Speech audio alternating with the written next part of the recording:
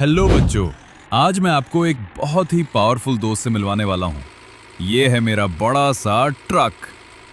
देखो बच्चों, ट्रक एक स्पेशल गाड़ी होती है जो बहुत भारी सामान एक जगह से दूसरी जगह पहुंचाती है, जैसे चावल, सब्जी, कपड़े, फर्नीचर और कभी-कभी बड़े मशीन्स भी। बच्चों, ट्रक चलाना एक जिम्मेदारी का काम है।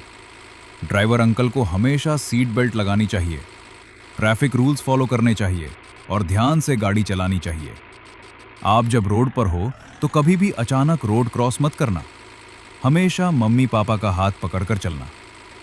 ट्रक ड्राइवर्स देश के हीरोज होते हैं, क्योंकि उनकी वजह से सामान हर शहर और गांव तक पहुंचता है। अगर आपको ट्रक्स पसंद है तो कमेंट में लिखो, मुझे ट्रक पसंद है। मिलते हैं नेक्स्ट वीडियो में। तब तक सेफ रहो और अच्छे बच्चे बनो। बाय।